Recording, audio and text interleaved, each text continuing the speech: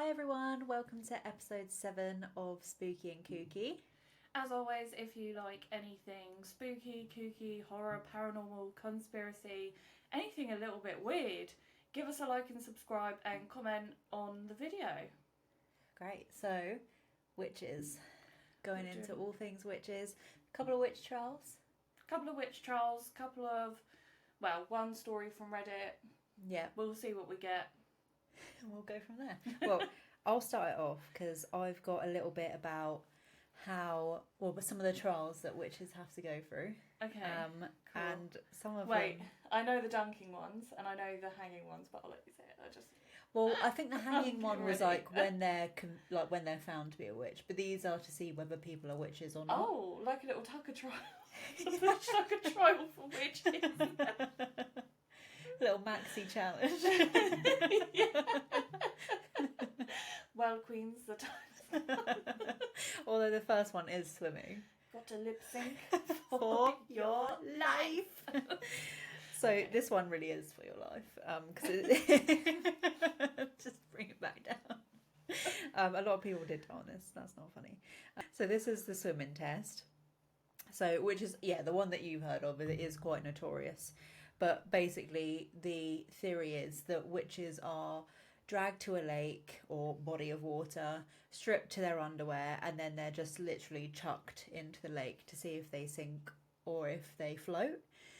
So the idea is that because witches would be against baptism, anything to do with religion, that they would just float on the top so that the water would reject their body and wouldn't want them to sink down to it. So witches should, in theory, float. That makes no sense because it's not even holy water. I know. It doesn't. It's just a lake. Literally. Calm down, guys. But don't worry, they'll tie a little bit of rope to your waist, so if you do sink, they'll pull you out. But I mean, a lot of people did drown. They didn't get pulled out. They're like, no, we need to make sure they don't just float back up. Initially, they have sunk, but Someone's like, it's been 10 minutes. I think they're at the bottom. They're like, and then what? Give it a little minute more. Damn, another one that's not a witch. Sorry about that, guys. Sorry they about just that, turn to their family like condolences. Well, at least we know. She died, honest woman. Better safe than sorry, innit? That's all you can hope for. But so this was originally.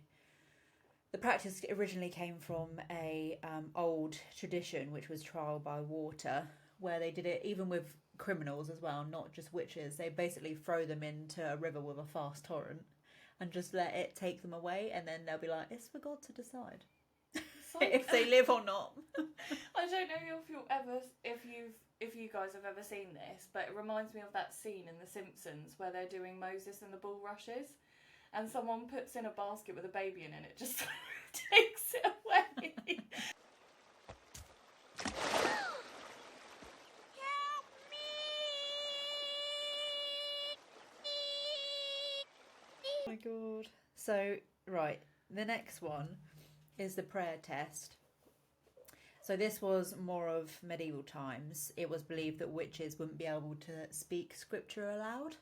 So what they would do is make them public speak, which just that alone fills me with absolute dread. It's a punishment in itself. They just say, tell us the fun fact to the group. Tell us about yourself. 2 truths, 1 lie. Let's play a game. And so basically they would have to public speak, and it would be inserts from the Bible, but it would usually be the Lord's Prayer. And any stuttering, any mishap at all, hesitation, anything, you're a witch. We'd be dead. Like the amount of times we stutter when we tell these stories. You know the first word is So, guys. Hey, everyone. I'm not a witch. And also, I feel like in those days, so predominantly a lot of women, there were some men suspected of it, but they wouldn't really read because they didn't really let women have an education. So they probably couldn't even fucking read the words. So it would literally be from memory. They're like, this is impossible. And they're like, if you're a witch. It is for a witch. Even though if you were a witch, you could probably do it. Yeah. Just put you all under a spell. I have said that perfectly. But I didn't know about the men thing though until obviously I was looking up stuff as well to do with witches, and I learned that it's a myth that it was all women. There were some men. It was predominantly women. yeah, Again. so I've actually got an example of a man. So this was during Salem witch of a man. This was during the Salem witch trials, which I will go into later. But George Burroughs was accused of being a sorcerer, and he flawlessly recited the Lord's Prayer on the gallows, I may add. So literally, he's about to die. Spitting bars like a mic drop moment. Literally, no hesitation, flawless, 10 out of 10. And they were like, "Nah, that was a trick by the devil. Let's kill him anyway." So, I mean, they just really make it up as they go along. They were like, "He's not getting away with this, boys." Fool me once. Yeah, so he died anyway. So I mean, they just absolute lies. Next one, so the third one is the touch test. So the theory of this is, so the touch test was based on the idea that victims of sorcery would have a unique reaction to the physical contact with their tormentor. So I think I would have a bit of a... I don't like being touched anyway. No, so as soon as you say touch test, I was like, okay, I'm done. I'd actually rather die. I'm pretty sure me and you have hugged one time and it was weird. We were both so and we're friends, but anyone who doesn't know me, who touches me, like I hate it if someone comes over to me at work who doesn't know me like that, and they like put their hand on my shoulder or something, because I'm like, get your filthy mitts away from me. Oh, so it says, if a person in a spell or fit was touched by the suspected witch and showed no reaction, it indicated that they weren't a witch. But if the victim recovered from their fit once being touched, it was proof that they were the one that bewitched them in the first place. Oh. Where did they come up with all this stuff? Was some guy just like, I think it's this, and they were all like, sounds plausible. You just get around the table and one guy's like, I've got the best idea. Chuck me in a river. Let's see what happens. Do you know, I would be classed as a witch because I am ginger. Was that one of the things? Yeah, like, I didn't go into it with any of my research. This is just something I know. If you had read... Obviously, you dye your hair that colour, but I'm naturally ginger. Outed. That's so natural. It's not a natural ginger. I'm a natural ginger. I know what it looks like. Yeah. It doesn't look that good. But yeah, I would be classed as a witch. And you wouldn't want to dye your hair that way, because... But surely the majority of Scotland would be dead right now. Is that why gingers are so rare? I was about to say, maybe that's why we're all dying out, because having red hair was seen to be a witch thing. I don't know if it was just for women, because obviously being old and alone was also seen to be a witch thing. That's so sad. So if you've not got enough to deal with. Now everyone thinks I'm a witch. Yeah. On top of no one wanting me. So, the touch test played a significant role in 1662, the trial of Rose Cullender and Amy Denny. They were two English women that were basically accused of bewitching young girls. So, both girls suffered from fits and would unclench their fists whenever either of the women touched them. Yeah. So... But, however, they did think, right, let's try it out. So, apparently, to ensure the reaction was genuine... Well, at least they fact-checked this one. Well, judges blindfolded the children, and then they had people from the stands trying it out to see if their fists would unclench, and they didn't. Yeah, but... Who is looking at the fists, though? Because is it just like... I mean, they're fitting... Yeah, at one point they're going to come out of the fit and How do unclench. they make them fit at will as well? Just get up onto the stage here and we'll all just watch you until you have a fit. We can wait. Or did they just put bright lights in front of them and was like, well, it can't be the bright lights that's causing these seizures, it must be the witches. I don't know, but it seems like a lot of the stuff starts with fits and things, so I don't know if that was a... Part of my research said that, seizures were a sure sign that someone had bewitched you. Like, you know what we were saying in the Halloween episode where people just needed a reason? Yeah. Like, they saw all these things going on and they saw seizures and they didn't know what they were and they were just like, kind of looks like witchcraft. I think it's witches. And they were probably in folklore anyway, so they were just like, this must be what people are on about. Yeah. Yeah, but the fourth one is actually my favourite. And this is 4 out of 7, there are quite a while along with them. So, fourth is witch cakes. Don't know if you've ever heard of a witch cake. No. Sounds cute, not cute. So, basically, they thought that these witch cakes would counteract the magic. And this would be in cases of like mysterious illnesses or if they thought that people were possessed. Witch hunters would take a sample of the victim's urine and then mix it with rye and ashes and then bake it into a cake, obviously. And then... I mean, ashes... urine. I could see past the urine if it was like, yeah, but if you're going to use urine, you've got to at least make it sweeter than use ashes and rye. At least put some sugar in. Yeah. So I can't taste the urine. That just sounds dry and gritty. Or maybe just don't put urine in a cake. Maybe just don't make the cake. There's a perfectly good river over there. The urine has a purpose, I assume. Why would they put it in? Well, so, yeah, they baked the cake and then the concoction was then fed to a dog who were believed to be the witch's familiar. Poor dog. Just make shit up. And then the theory was that the dog would then fall under the spell and then reveal the guilty sorcerer. I feel like if you're feeding it to the dog of the person, you probably have a good idea who you're thinking it is anyway. And I don't really know what you'd think is going to happen from that. It makes me feel better that they weren't eating it themselves. I mean, yeah, poor dog, but if you look at Suki, she would eat anything. She eats her own shit, so... She would love that. I remember I read up when she started doing that, like how to stop a dog eating their own shit, and they said put chili on it. So I started doing that, and I feel like she just thought it was seasoned. I knew it needed a little something. Needs more salt. There's something missing. It was the chili. But this played another. Well, this was another factor in the Salem witch trials.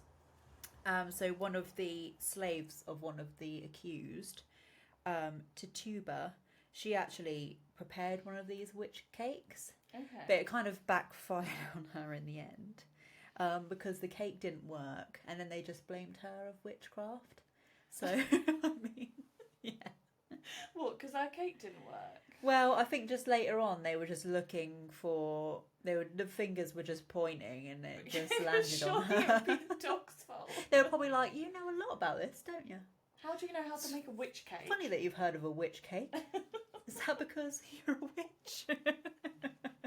Even though witches weren't the one making them. Yeah, like why would she out herself? She's like, maybe if I make the witch cake to try and out my fellow sisters, they won't suspect me. It's like my plan's been foiled. Yeah. It's really backfired on me. Next one is witches' marks, which have you heard of the witches' marks before? No.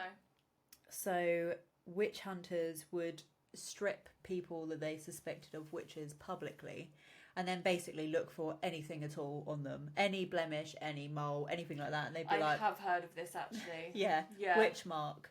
And so it was also thought that the shape of these marks could change and they could just change into different things. So anything they found, basically just to justify it. Would that achieve like a mark changing into anything, and surely the people who were the very people stripping these witches off and looking for these marks, they would also look in their own body and be like, oh, I've got a mark too.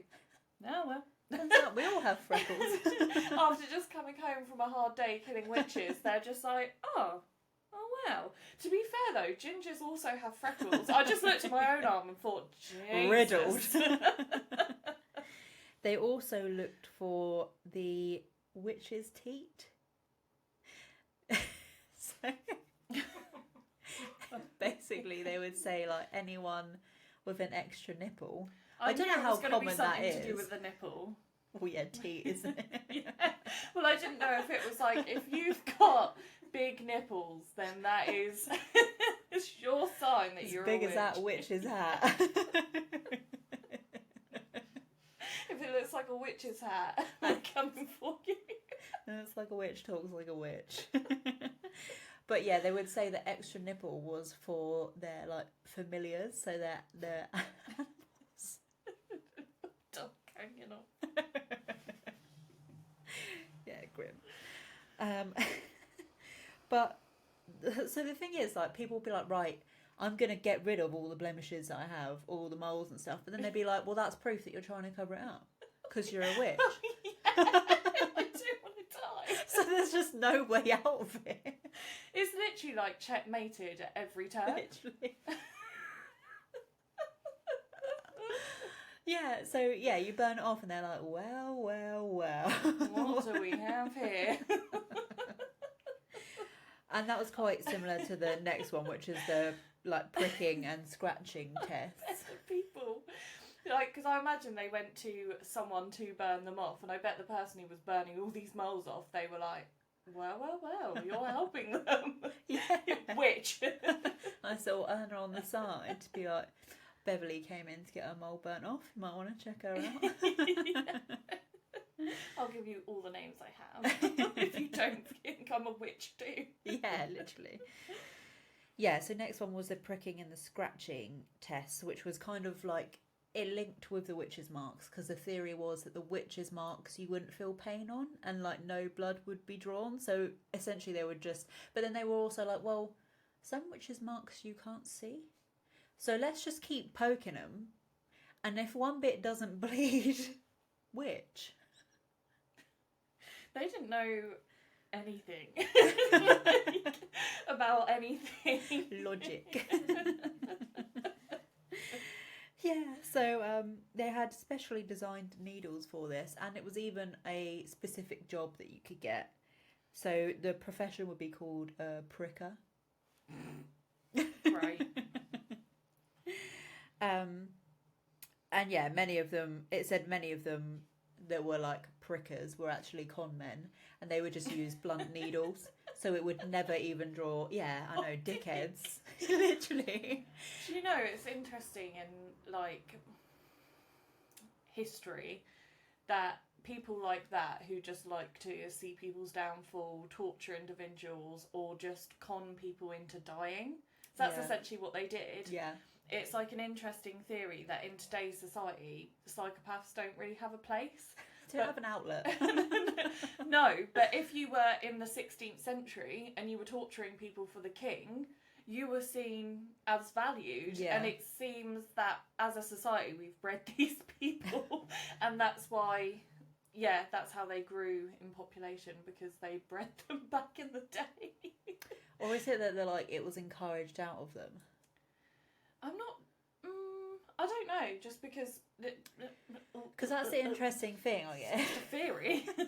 Like, because you have pack mentality, don't you? Which makes people do things that might not be in their natural behaviour. Yeah. Oh, yeah. So they were given. Some psychopaths might be able to hold it in, and like obviously they say there's a lot of psychopaths high up in business and stuff, but they would have to hold true psychopathy back. But if they were just like, oh, do you want to just come and prick this woman all over with a like, needle, cool, and she'll die if no blood comes out, they'd be like, yeah. The perfect job does exist. Yeah, so that was that one. And then the last one is incantations. So, can't it similar to when they would have to do the Lord's Prayer, except this one they would say they would command the person to be like, "I release you from the claws of the devil," or whatever, and then that person would just be like, "Oh, I'm fine again. All is well." What? So they could just say they're fine. Yeah. Okay. So yeah, there was a famous case of this in the 16th century. So it was a trial of Alice Samuel and her family, who were accused of bewitching girls from the Throckmorton family. So judges forced the Samuels to basically say, "As I am a witch," I mean, I feel like this is a forced confession. "As I am a witch, so I charge the devil to let Mistress Throckmorton come out of her fit at present." And then immediately, miraculously, they were fine. But I feel like this is a classic thing of like, you want someone that's a troublesome in society gone, and you're just like, I think they might be a witch. So they've got freckles on them. Oh, there's something. Yeah, they did stutter on that Lord's Prayer. They've got a freckle. They didn't prick when this pricker pricked them with a prick. It sounds like some sort of tongue tie. They're ginger. They're alone. It's all adding up. It's the just signs not sitting right for me. I'm getting a witch. Oh, why don't we just throw them in the lake and see what happens? Just gonna float that idea. And they were like, yes. Finally. Someone said it.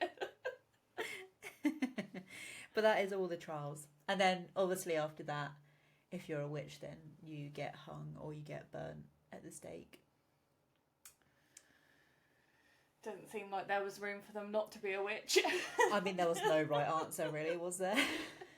Literally checkmated at every turn. So, right. Yeah. I've got some witch trials for you. So, I've got the Pendle witch trials to talk about. And to talk about the Pendle witch trials, I first need to tell you about the influence that King James I had on witch trials, because he was hot on these witches and he had significant influences on witch trials that took place all over England and Scotland, so not just these ones. He actually wrote a book called Demonology, and it opposed witchcraft and provided information on how to identify and punish witches. So some of that stuff might have been in his book. You know, we said the guy, like, who came up with this stuff? It was James. King James I. So the book argued that women are likely to be susceptible to the devil's temptations and were therefore more likely to be witches. Of course. Based on absolutely nothing apart from just old-fashioned sexism. So James is known to have overseen torture of women accused of witchcraft, and the most common form of torture was sleep deprivation. Oh. So I don't know if they basically just tortured them into a confession by keeping them up for hours. Yeah. They're like, if they don't sleep, maybe they'll tell us. And that probably works so much. Yeah. Because I feel like it worked for me. Yeah, it literally led to hallucinations and confessions, so it did. He believed that women threatened his political power and that a belief in witches and their Sabbaths with the devil would deprive women of political influences. So basically, I think it was, he felt threatened, so he was like, I'm just going to write a book. I'm going to be more manly. In 1604, the English Parliament passed this law which made witchcraft a crime punishable by death. James eventually became less active in the witch trials and came to accept that many of those accused of witchcraft were innocent. He got there in the end. Sorry about that, gals. Yeah, he's just like, oh, my bad. Who knew? I know I've influenced the torture and death of many women, but we all have a past. We've got to move on. Stop bringing it up.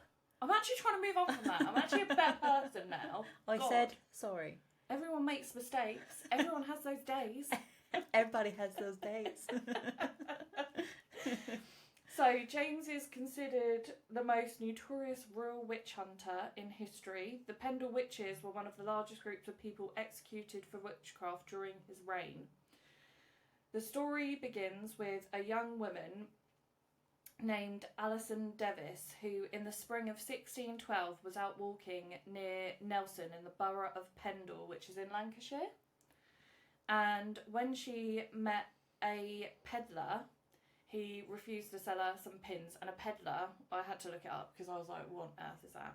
A peddler is someone who travels and trades on foot, so would go to house, town to town, selling goods or offering skills for like handyman, basically. Yeah. So when he refused, Alison is thought to have muttered under her breath, and there are different variations of what is said to have happened in the interaction, and some people say a dog came out of nowhere, but it's unknown what happened in this interaction, so I'm not going to make any accusations. Probably looking for that witch's tea. Yeah. But shortly after the interaction, the peddler's face became disfigured and he was unable to speak, and his arm went numb and heavy and he fell to the ground. So, everyone, what does that sound like today? A stroke. I was going to say a witch. So he had a stroke, and it was believed at that time that Alison had put a curse on the bloke. So the peddler did survive to tell the tale, and him and his son sent for Alison herself and was convinced that this incident was due to witchcraft.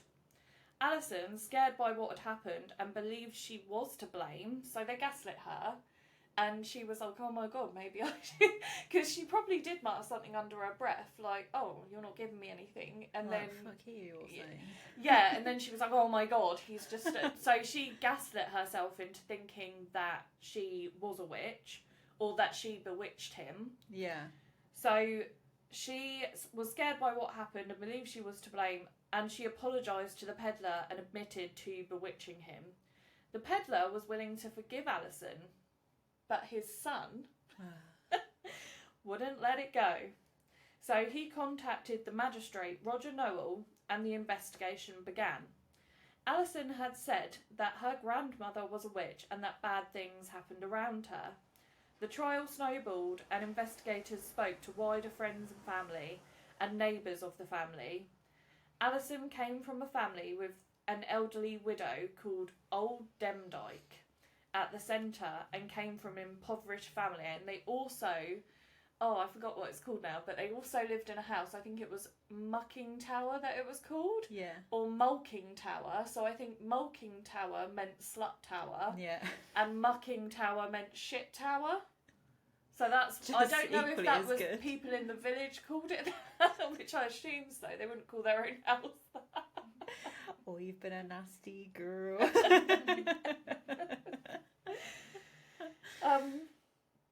So the investigation soon found that Old Demdike had a rival called by locals Old Chattocks. Both had been neighbours and used by neighbours to revive sick cattle and even resolve family feuds by performing magic. So they were known to cast spells, but they were only doing it for good and not evil. So neighbours started to tell stories of witchcraft, and soon over a dozen witches were sent to Lancaster Castle and held in a cell deep below the well tower. The building, also known as Witches' Tower, still stands today, and visitors can go and look down into the cell below. It had hardly any natural light and damp walls. The accused were held for several months, and whilst awaiting trial, Old Demdike died in the cell before being called to the stand. They had barely any contact with the outside world or understanding of what was happening to them.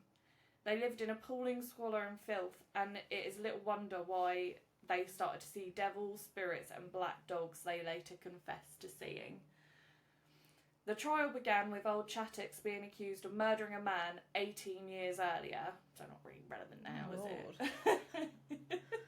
A guy died 18 years ago and they're like... I reckon that was her, you know. Do you remember that guy? So the trial itself was a show trial. It can be thought of because it called for other witches across the country to be sent to trial. Right. So it kind of influenced a domino effect.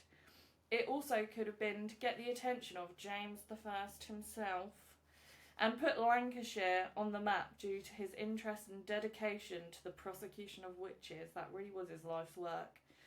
Children of some of the witches were called to the stand and told a story of witchcraft in the family. Absolute Judases. So 9-year-old Jeanette Jeanette Devis went a step further and accused and incriminated her older brother James, who was then arrested and tried next to his mother and sister, who was Alison, obviously. Jeanette's accusation led to the sentence of hanging for 10 of the accused witches. In 1604, there was a law change which made having anything to do with wicked or evil spirits illegal. So by even admitting to having seen good spirits, that's it, you're out. They would have just still been sentenced to hang. On 20th of August 1612, 8 women and 2 men were hung in Williamson's Park. Apparently they had a nice view off of Morecombe Bay. I don't know That's where it alright is, then. but apparently that's Deaf what the with a story view. said. They had a nice view. That wasn't my words, it was the story. They were accused of laming. So that was the bulk of the story. So this is what they were essentially accused of. It's basically, how do I say this? It's basically crippling someone. So they would do that to cattle and horses, even though most of the stories said they revived sick cattle. So it was a bit... It's contradictory. There's many holes in it. So they were accused of laming, causing madness, murder by witchcraft, and simple witchcraft. Don't ask me what simple witchcraft is. The beliefs that led to witchcraft included the idea that poor harvest, spoiled ale, lame horses, or premature death was caused by magical influence. So anything they didn't like. All of those bad things that they didn't want, it was said to be witchcraft. And then here we go, the idea that epilepsy or bad behaviour in children were evidence of demonic possession. Obviously. And the idea that charms could protect against misfortunes. And apparently there was an idea. So obviously we all know one of them, that witches ride broomsticks, but I didn't know this one. Apparently witches are said to have been thought to steal male penises. They were thought to steal penises. For what purpose? Jokes. Just decorative items. Make a Well, if you're a necklace sad out of old it. woman who's alone. So pay. It doesn't say, it just says they like to steal them. Get it on 5-minute crafts. Yeah. A penis toilet. Candlestick. But yeah, they would ride around on their broomsticks, just snatching all the men's penises from the town. But I really want to know where that came from. Like, because who's coming forward and being like, yeah, they did it to me. Do you think it's those men with like the little tiny penises? And so a woman's like, oh my god, is that it? And he's like, no, a witch stole it. It was it was 10 inch. It's not the whole penis, it's just that This they left a wasn't little it. nub that's perfectly sewn back together. I don't see a scar. Yeah, well, it's witchcraft. They're Get not off gonna my leave back. a scar, are they? Get off my back, or get off my penis. I had the biggest penis in town. Are you a witch? Starting to sound like something a witch would say. You know a lot about stealing penises. So yeah, that was the Pendle Witch Trials. Maybe that's what fueled. Maybe that's James's origin story. He got his penis stolen, and then ever since then he's been out for blood. So he had a small penis. He was just like, goddamn women. So when did it happen? He's like, well, it was from birth. It was stolen at birth because you know. I actually wrote about it in my book Demonology. Get a copy. Small penis, how I manage.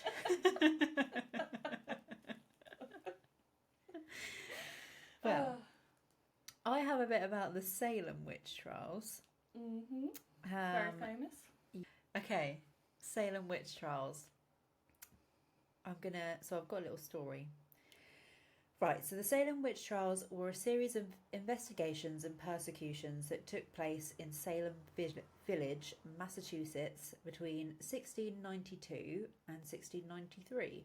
I thought it was much longer than that, but it wasn't.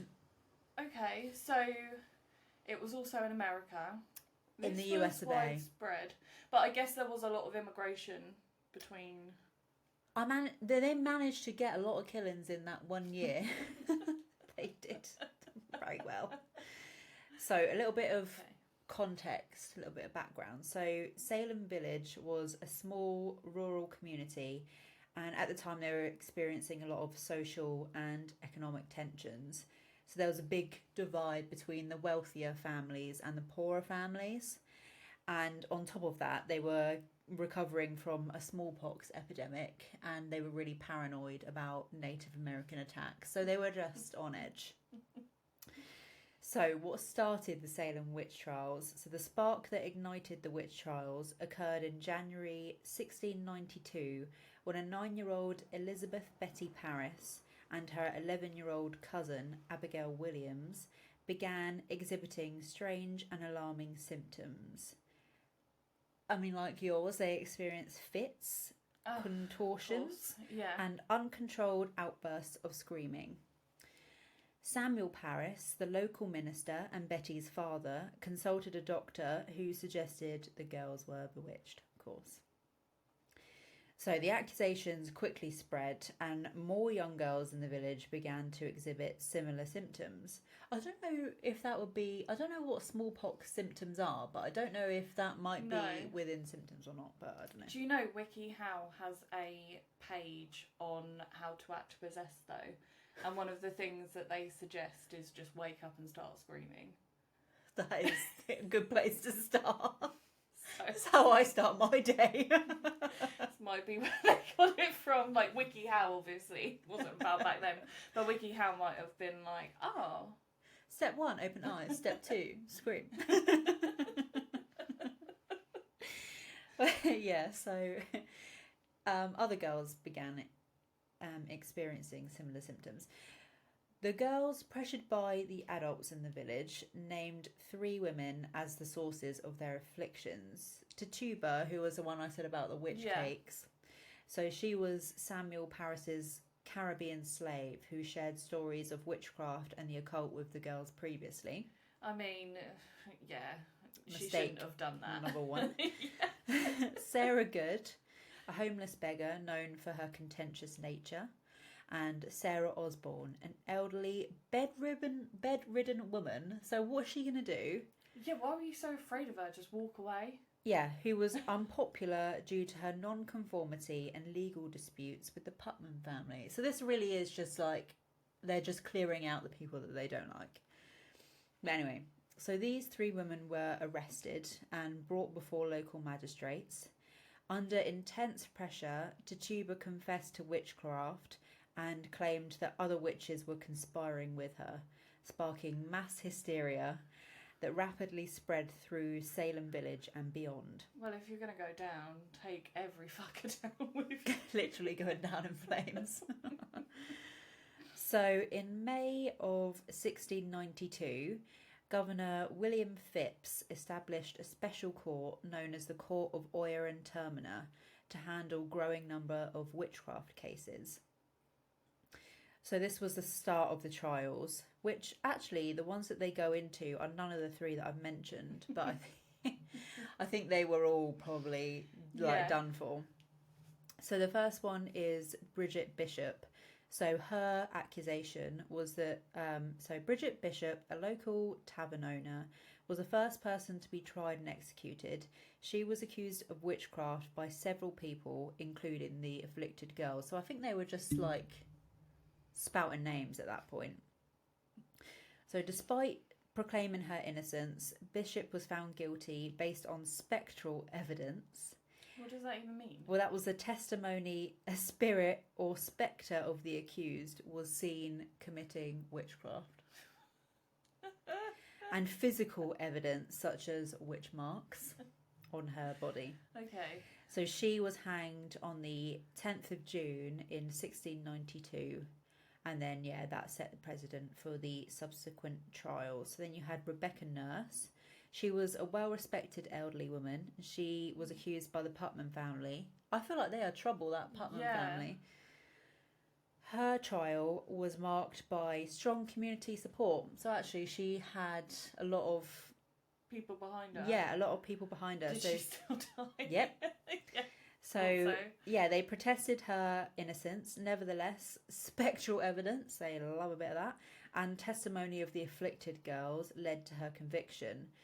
She was executed July 19th, 1692, but they even got a petition going, and they managed to get 39 signatures from the community. Yeah, asserting her innocence, but they were just like, difference. Why are you bringing this to me? I don't care. You're going to stick up for your own, aren't you? Yeah. All 39 of you were next. Kill them all. And then lastly is Giles Corey. So he was a prominent farmer, was accused of witchcraft, largely due to the long-standing feud with the Putnams. I feel like they should have just got rid of the Putnams. Yeah, they're the real problem. They are the drama. So Me. Corey refused to enter a plea of guilty or not guilty, as pleading would lead to the forfeiture of his property. Oh, this was horrible though. Under English law, he was subjected to, I'm not going to try and pronounce it in French, but basically they crushed him to death with big stones, or they tortured him. Actually, I don't think he died. They just tortured him by crushing him with large stones. What was that? Yeah, anyway. What were they trying to achieve? Just to be were they trying to kill him? They were trying to get his confession out of him. Oh no, he did die. He did die of that, but yeah, that did do the trick. To what end are you trying to do this? Because you're just going to end up killing them at some point. Yeah. So he died September 1692, but iconic. So he endured 2 days of that punishment, famously uttering "more weight" as his final words. Are you even pushing it? Needs to be heavier, actually. I love him. That would be me, just never at me. My downfall. I'm going to troll you till the day I die. So by fall of 1692, the public opinion began to turn against the witch trials. Some time to ruminate that maybe this isn't right. Prominent figures, they increasingly started to question the validity of the spectral evidence. I'm glad there was people who listened to reason. Yeah, and they were alarmed by the growing chaos. So the court of Oyer and Termner was dissolved in October 1692. Do you know what's funny?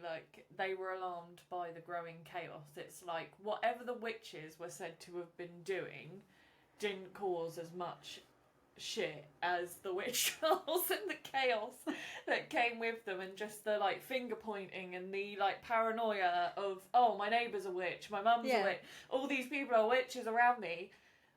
Just let them be witches and just chill about it. Literally. It will be easier. Such busy schedules, 5 o'clock, watching someone thrown into the river. Every evening it's oh, gotta go there again just to see whether this one sinks or floats. Spoiler, they all sunk. So in May 1693, Governor Phipps issued a general pardon, releasing those still imprisoned on charges of witchcraft. But by the end of the trials, over 200 people had been accused. 30 had been found guilty and 20 executed. An apology was issued in 1697 by the General Court. She's not really going to fly it for me. Do you know what's weird though? If they were witches, would they not be afraid that they were going to come back after they killed them?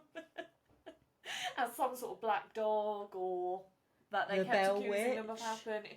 Yeah, an apology is just not going to fly with me. Yeah, and then you've got all of the people then coming out the woodwork, the judges, oh, I do feel a bit bad about that. Looking back on it, it was quite bad. I do feel guilty. That was in my toxic era. And then even one of the Putnams came out. Yeah, Anne Putnam Jr., one of the key accusers. later apologised for her part in the hysteria, claiming she was deluded by the devil. So, I mean, she was still spinning that yarn. I literally love how she has demonised herself as a witch in that alone, because if you've got any dealings with the devil, you're a witch. But she comes out after there's no more hysteria around witchcraft, and she's like, oh, I'm sorry, I'm not going to die now, but I was being spoken to by the devil. And told Literally. to accuse people. But It was okay. awful for me. I'm fine. Think about me. Think about what I've been through as a victim. But all that happened was the witch touched her, and then that was it. She was fine. She is the first. I'm sorry, but. No, you're not sorry. Because you put the but in. Accountability. Yeah. Just That's say right. you were a prick. The devil made me do it. And then there's a little bit about compensation. So in 1711, the Massachusetts colony passed a bill restoring the rights and good names of those accused and granting financial restitution to their heirs. Aww. But the dark legacy of the Salem witch trials continues to influence American society, serving as a cautionary tale about the dangers of mass hysteria, scapegoating, and the miscarriage of justice. That is all those things. That is 3 words to sum up the experience. Yeah, literally. Oh, it's not funny. It's actually quite depressing. I mean, it is horrifying. And it's just crazy that was a thing, that people were like, you know what, that actually does make sense. All those things that you're saying. I just feel like it's witchcraft. It's clicking. And like that Pendle one, I love how they were happy to accept the help of these people. Yeah, and then all of a sudden this guy has a stroke and they're like, I never did like you. Yeah, all those favours you did for me, all those cattle you revived to me, I don't care. It means nothing. Get in the tower. Your days in shit tower are numbered. Do you want to hear a Reddit story about modern day witchcraft? Yes. Okay, let me find it. I did read one, which is quite jokes, but I'm not going to read it out because it's just so poorly written. But halfway through, I just wanted to mention it because I just found this so funny. I was reading it and halfway through they put, I'm rambling right now as I'm very, very high. And they were saying that they became more active in the community, but it's so poorly written. I already stutter enough. I already say enough words wrong that I'm not reading the words of this fool and having it on my head. I'll be accused of a witch before long. Yeah. If anyone thinks either me or Eleanor is a witch, comment down below. Speak now or forever hold your peace. And don't be like the Putmans. Don't just point fingers just because. Just because you know that I'm not a natural ginger now. Okay. It says, common people don't believe in such a thing, and it's also used as a joke. Though a few people in villages still believe it, usually old people who have born and grown up in small towns believes in it, or similar superstitions. A friend of mine told me once about one of those witches who lived in the village where his mum and aunt were born. Since they were kids, my friend's grandma told her daughters to not be scared of the woman, but also not to approach her, or let her approach them. The girls didn't have any problem with her. They eventually grow up and move to a larger city. That's the end of it. Where's... It's not. Oh. Okay. You really got me there. It just seemed like a natural place to pause. The end. Okay. But when my friend's cousin was born, in one of the trips to that village, somehow someone got distracted and the woman got closer to him. When they noticed, the woman was staring at him, but she didn't do anything else. After that, apparently the baby wasn't hungry anymore, he didn't want to eat, and if he ate, he ended up vomiting.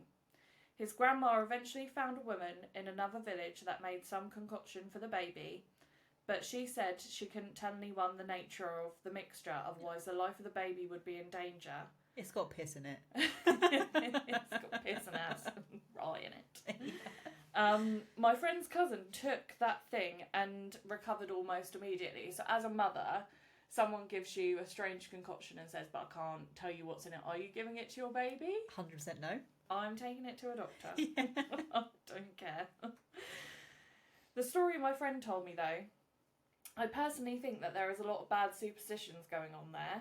You don't say. He also told me something else, but that wasn't related to this family, so I took it like a legend or folklore. Anyway, I think it's a good story to share. Apparently, that woman, the one who was bad about town, she had a daughter, and the daughter was in love with another man in the village. Yeah. But the man got engaged with another woman, and the daughter suffered a lot for this. So the happy couple got married, and the woman was at the wedding, and she told the bride, "You're happy now, but your husband's not going to live for much longer. Oh my God. No more than a year. So enjoy it." 3 months later, the married couple was expecting a baby, but as the witch said, the husband died a few months later. The widow was devastated and still pregnant, so for health reasons, her family didn't let her be at his funeral. Apparently, while the funeral was going on, she was in bed and was hearing furious scratches on the ceiling. She told her family to go and stop the noise, but they couldn't find the source, so they blame it on some stray cats. She couldn't stop hearing those scratches all night. Many years later, the widow eventually died, and they had to dig up his grave where the husband was because they wanted to be buried together. Okay. And the legend says that they found scratches inside of the coffin, and that's what the widow would have been hearing. Oh, so he was alive? Yes. Was this in the Victorian times? Where's that safety where's coffin? the trapdoor? I don't know. It wasn't. No, it's modern day witchcraft. It's on a modern day witchcraft thread, but I don't know why he was scratching. Whether it was his spirit or just to torture the woman, or whether the witch just stuffed him in a coffin and was like, he's dead, or maybe she bewitched him. Like we said about the voodoo, bewitched him, got him in the coffin, got him in the ground, and then he woke up and was like... Bit clairvious. Yeah, no one dug him up though, like they dig for clairvious. No. So, yeah, that's 2 modern day witch stories in one. Love that. Well, I have one about scrying. Ooh. I don't know... Screaming and crying? No, so it's like you look into... People look into like a crystal ball or a mirror, and then you'll be able to communicate with spirits through that. Okay. It's called scrying. So this is the tale of the Black Mirror of Whitby Abbey. So it's a UK. Mirror UK of story. Everstead. Yes. But no. Okay. So, in the early 1900s, a young woman named Elizabeth lived in the coastal town of Whitby, famous for its haunting abbey ruins perched on a cliff overlooking the North Sea. Elizabeth was a keen student of the occult, influenced by the town's rich history and Gothic atmosphere. She acquired a black obsidian scrying mirror, an artefact she believed could help her connect with the other side. And I think it said that obsidian is meant to be quite a strong, powerful... I don't know if it's a stone or a gem. Yeah, it sounds like a stone or a gem. Yeah, but it's like blacker than black. Yeah, and it's meant to be like, quite a powerful one. I'd wear a ring of that. Black like my soul. One stormy night, it's always on a storm, Elizabeth decided to use the mirror in her attic, a secluded and quiet space filled with antique furniture and old family relics. I mean, get the atmos going. Yeah. It needs to be as creepy as possible. I can't use this in the day when there's not thunder and lightning outside and I'm not surrounded by old family relics. Yeah, literally. Obviously. She lit candles to set the mood. Perfect. Yep, their flickering light casting dancing shadows on the walls. As she began her scrying session, she focused on the dark surface of the mirror, clearing her mind and opening herself to whatever energies might come through. As she stared into the mirror, the surface began to ripple like water, and a thick mist started to form within. Slowly, a scene began to materialise, and Elizabeth found herself looking at the interior of a grand ancient hall, one she recognised as part of Whitby Abbey from old sketches she'd seen. The hall was filled with ghostly figures, monks in dark robes chanting in an unknown language.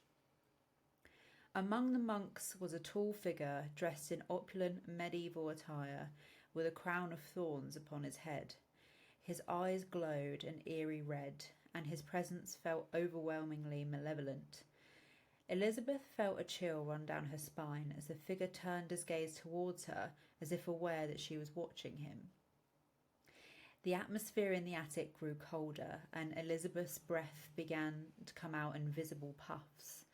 The chanting grew louder, echoing in her ears, and she felt the sense of dread envelop her. Yeah, dread that I ever tried to do this. Yeah, literally. Should have done this in the day. The crowned figure in the mirror pointed directly at her, and suddenly she heard a voice, clear as day, whispering her name. Elizabeth, beware the guardian of secrets. Was it James the First, like a witch in his crown? Have you tried throwing her in the river? Terrified, Elizabeth broke her gaze from the mirror, her heart pounding in her chest. The room immediately warmed up and the sense of dread faded, but the chilling encounter left her shaken. Determined to understand what she had seen, Elizabeth delved into the history of Whitby Abbey. She discovered that the abbey had been the site of numerous dark rituals, and the figure she saw might have been the legendary monk who dabbled in forbidden arts. This monk was said to guard the abbey's darkest secrets, his spirit cursed to wander the ruins for eternity. Despite her fear, Elizabeth continued her research, and she used the mirror several more times, always with caution. Each session revealed more about the abbey's hidden past, but she never again encountered the malevolent figure. The story of Elizabeth and the Black Mirror of Whitby Abbey became a local legend, adding to the town's rich tapestry of Gothic tales. The mirror was eventually donated to a local museum, where it remains a subject of fascination and fear for visitors and paranormal enthusiasts alike. Why do I want to try it? I want to see the mirror. And that's weird for me to say, and for you to say as well, because we both said we don't want to mess with anything we can't then go back from, or we don't want to start that and be like, Yeah. I've messed up here. Oh my God. But that intrigues me so much. Literally. How much does anyone want to give us to do that? Yeah. I could be persuaded for a very low amount. Not zero. Very low. How low? How low? How Like low a will tenner. we go? Tenner. How low Wow. would you go? Maybe I'm under offering myself. Well, there. how far is Whitby from here? I'd at least want. I would want my Oh no, I'd get my own travel. spraying mirror. Oh, okay. I thought you'd want to Set use. it up in here in the studio. Oh, in my house. Convenient. You're doing it too. Yeah, but then you can leave. I'm stuck with the monk. We'll do it when we all go to the Isle of Wight. I just don't want to be going about my day. Sexy apples. I don't want to be drifting off to sleep and then suddenly hear commune, communitate.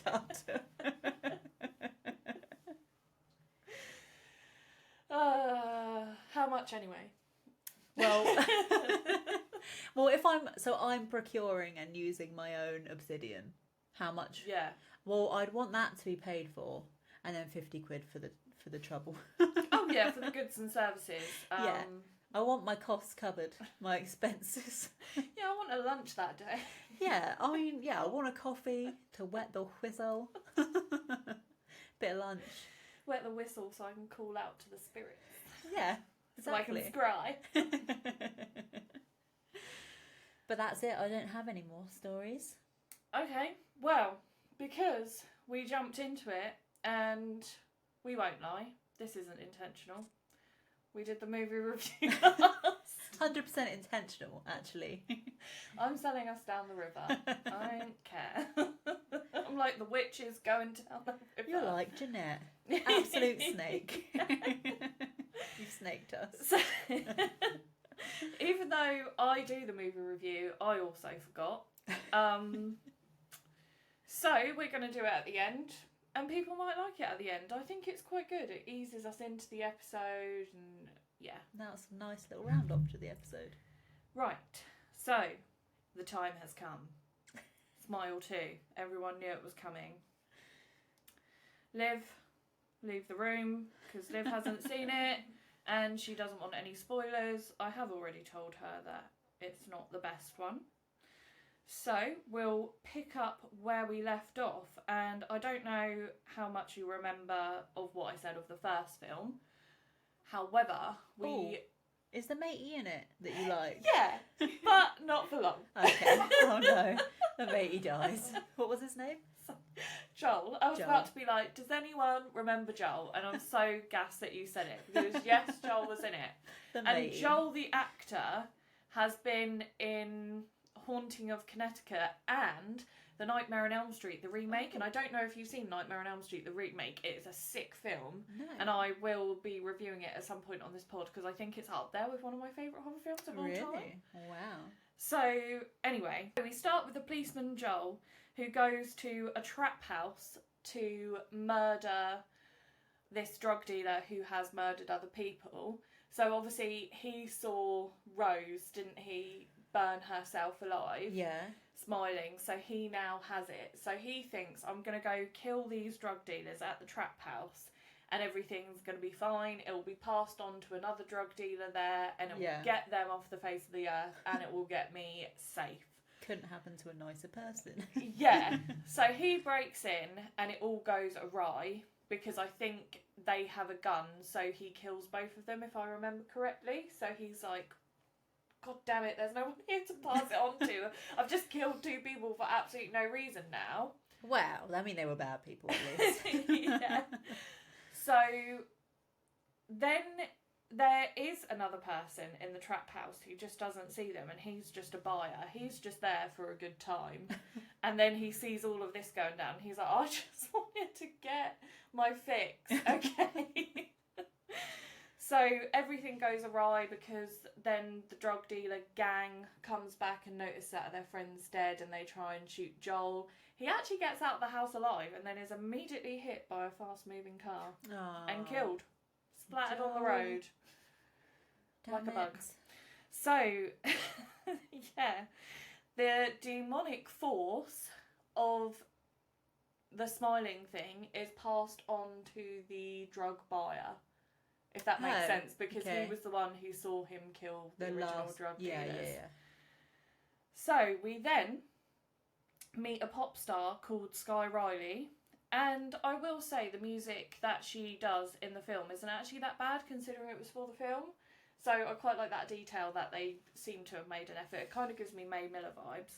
Okay. So when we meet her, we soon learn that she has a dark history that does not fully uncover until near the end. We know that she was in a car accident and she's been taking some time off touring. Right. She has also seemed to have dabbled in a bit of a coke addiction in the past. So, and she also, from the car accident, she's got really bad back. Right. So she's now making a comeback and we see her pop in Vicodin pills and trying to manage the pain of her back in dancing and being a pop star and all of that. So she managed to escape her mum, and her mum's very pushy to get her back on tour. So she managed to escape her mum for a couple of hours and go to her dealer's house. Yeah. When she arrives at her dealer's house, it is none other than the geezer from earlier. The guy who bought it. I don't know his name. He's not really that relevant. So he is acting very bizarrely, and she, even though she's a bit hesitant and a bit weary, she just thinks he's off his nut, and she's like, I came here for my pills, I'm going to wait for them. He then goes off into his room and becomes possessed by the thing. It obviously climbs in his mouth, and he comes back out and he literally gets a weight from his gym set and just knocks himself in the face until he dies. And again, this film is incredibly good at the gore element, and his face is literally like peeling off at this point. Oh. Yeah, like they did it good. It's gruesome, but I was, you know, being this film critique I am now, I look for these things. So Sky is obviously there while he does that, and she sees the smile, and she goes home, and like Rose in the first film, she starts to see people that she knows smiling, and before long his mind is playing tricks on her at events, for signings, and whilst home alone. So she also vomited while she was at this bloke's house. Right. And she's worried that the DNA will be picked up. But she just leaves him. When he kills himself, she just leaves because she doesn't want it getting out that Sky Riley is back on pills. Yeah. She just thinks of herself. She's Not like, cool. this is going to be bad for my image, so I'm going to go. Ooh, he's already And this dead. this is obviously something that I'm going to say throughout the film, is Sky is not a good person. Unlike Rose was, Sky's just not. So she could report it, but she didn't, and she begins to worry that the vomit will leave her DNA, and we never actually see anything progress to this or the investigation into this guy's murder. Right. She starts getting text messages from an unknown number who says they know that she was at the geezer's apartment that night and that they know she is Sky Riley. After some time, she does respond to these messages and meet up with the person in question, because she's scattered out from what's going on. She keeps seeing people smiling.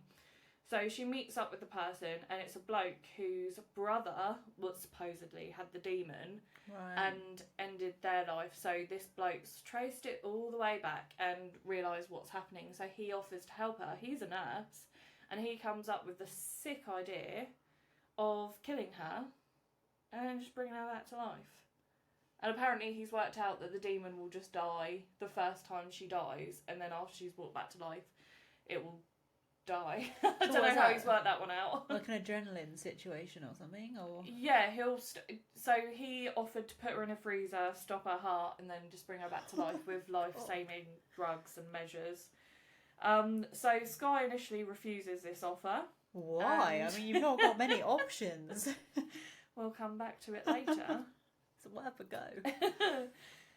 The movie on a whole, it never lets you know what is real and what's not. And towards the end, it appears not much has actually been real, which is part of the downfall.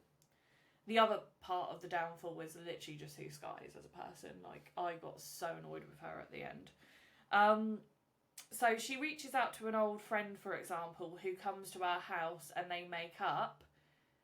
And she comes and later picks her up from a mental health facility. That all turns out to be fake. Her friend never messaged her. Okay. So it's all the demon playing tricks on her brain. She has a very public meltdown because she goes to speak at a charity event and the teleprompter she's reading from freezes. Right. And she just goes off script. And it's for like young children who want to get into music. And she's like, yeah, why would you want to get into music? Like, it's awful, it's ruined my life, I'm on drugs, I went crazy and had a meltdown. And then she saw someone smiling at her and was like, stop smiling at me! Like, honestly, it was wild. But that bit actually happened. Yeah, sure. Well, I assume so.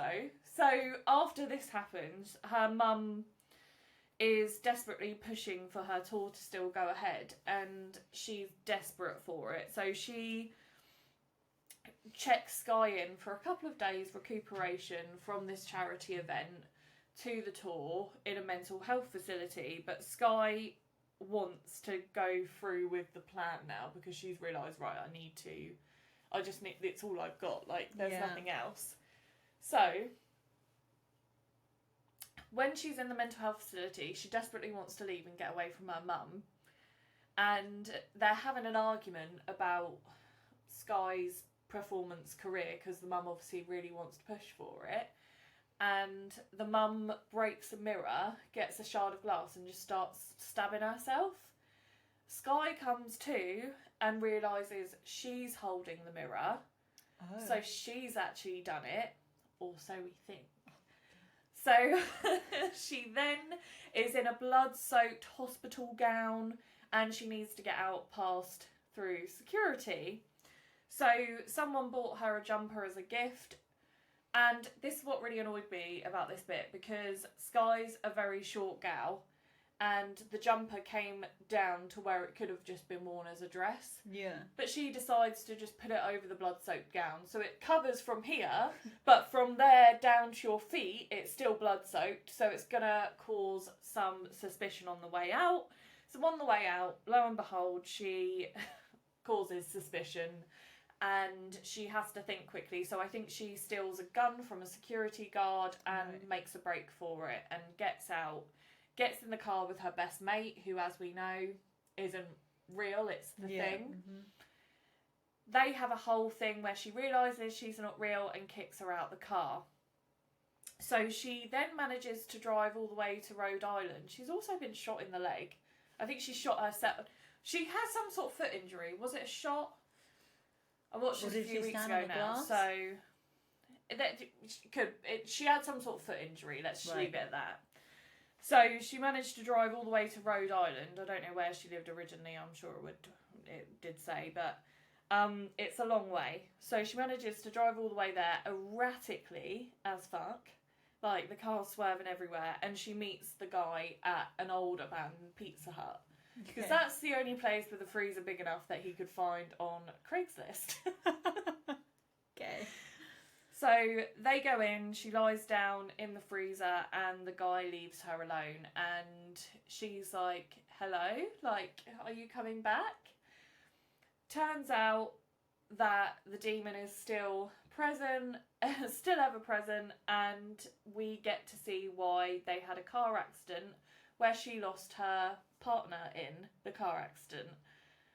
So we kind of see she's a really toxic, selfish person all the way through, but this bit, it really just puts the cherry on top of that cake, because they're having an argument in the car and she's just snorting up lines next to him, and then they're having an argument and they're like both screaming at each other that they hate each other, and she just grabs the wheel and starts going like that on like a long windy country road, and they end up flipping the car. And he unfortunately dies, and she makes it out but with a back injury. So it then sort of replays that in her head, and then they have a whole standoff with the demon, and she realises that this whole thing isn't real. The guy, I assume he's not real. I don't know if the original meeting was real. Okay. You just don't know what's real and what's not. So then, transitioning from the freezer in Pizza Hut, she's on a stage in front of thousands and thousands of people, and her mum stood there watching her and waving at her like, yay, you did it. So literally nothing in this film has been real. So she didn't kill her mum? No. What a ride. I don't even know where the blood came from on the gown, or if that was just not real Probably also. Not real. So while she's on stage, the demon again comes out with its big gaping mouth with rows and rows of teeth. It gets inside Sky's mouth, and she hits herself in the head with a microphone, and thousands of people have seen her do it while smiling. Oh, so are they all infected? Well, the film ended there. Oh, that's annoying. So, 5 out of 10. Yeah. Because Sky's a terrible person, and just like I was saying in the last one, I am someone who, I want a main character who has redeeming qualities. Even if they're a bad person at the start, I want them to have like sort of character arch. Like, obviously everyone's flawed and no one's perfect, but someone who you get behind. Yeah. I couldn't get behind Sky. Yeah, I couldn't get on board with her. She just irritated me so much. And the only reason it scored a 5 was the good production and good gore. But yeah, another reason it lost points was the fact that you literally don't know what's real and what's not. Yeah, I don't like it when you've watched a film and then it turns out that the majority didn't happen. You think, well, why did I just sit through that whole thing? Yeah, like, that was what such was a waste of time. actually going on? Yeah. Yeah. Yeah, I hate that. Give me my money back. You. Literally. No, I totally get that. Right. Well, I think that brings us to a close. That's how all British people leave, isn't it? It's like, right. Off we go. Yeah, so we better be getting off. Better be heading out. Places to go, people to see. Oh, I've got to go scrying later. Got to look up that obsidian. But yeah, thanks for watching. See you next time, and as always, if you like the content, give it a like and subscribe to the channel. See you later.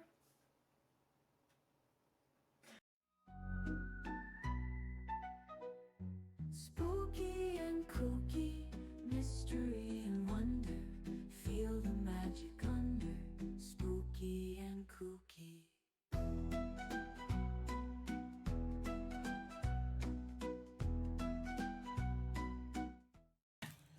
I might as well That have a needed to drink. be. Get all the loud things out the way. Oh, that is not. That is not quiet. They never are with those Better. things. Wet my whistle like. It's like this Lucasade Sports, and then they like give you a little spray after as well, and you're like, Oh, Changed I've got those. a thing. I can't remember what they're like, but they're not good anymore. oh, the Yeah. flavour of it. No, like The bottle. tops. Yeah, the little They, nipple. they definitely don't have the little Teat. The witch's teeth. If you Do you will. know what's so funny about that? Third nipples don't have a boob attached to it. So to Yeah, it's get milk literally out just of a the boob, nipple. you need the Gland. mammary glands. Yeah. Are Yeah. Yeah, I think that's what they call it. So the third nipple was actually useless, even It's if a dog purely did cosmetic. try and get teeth and get milk out of it. That's so specialist.